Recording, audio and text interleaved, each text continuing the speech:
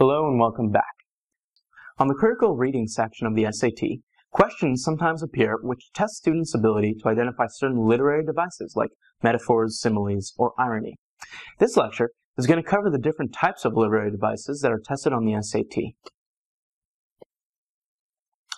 The first device I'm going to talk about is called a metaphor.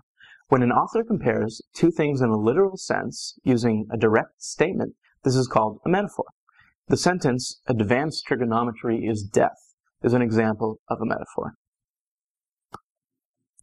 A simile is like a metaphor, but instead of being a direct comparison of two things, it uses the words like or as.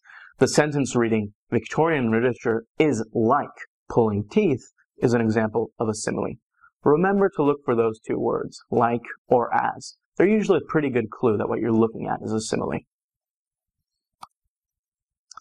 Hyperbole is another literary device that is sometimes tested on the SAT.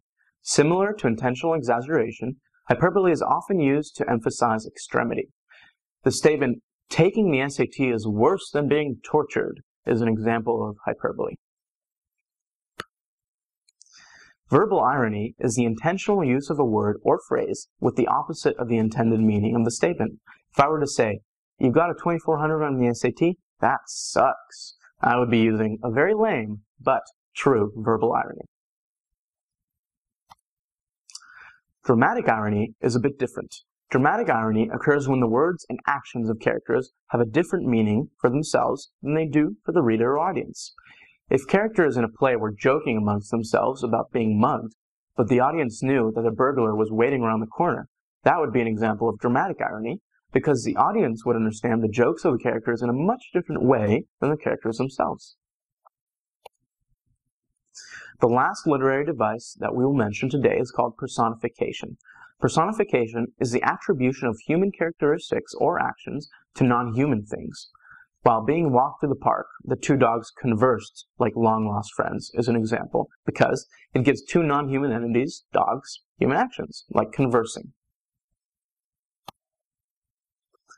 Now that we have run through all the literary devices, let's try an example of using them in practice.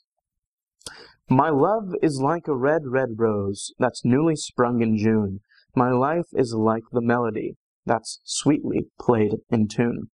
In the following stanza, the author uses which of the following to describe his feelings? A simile. Well, we know similes use words such as like or as to compare two things, and we have some good examples here. My love is like a red rose. My love is like the melody. Seems pretty promising. Dramatic irony. Doesn't seem to be any usage of words where the audience knows more than people in the story. Verbal irony. No sort of ironic or incorrect usage of the terms. Personification. Doesn't seem to be a consideration of the rose as a human being. Or a metaphor. Doesn't seem to be any loose comparison. So, simile in this case is our right answer.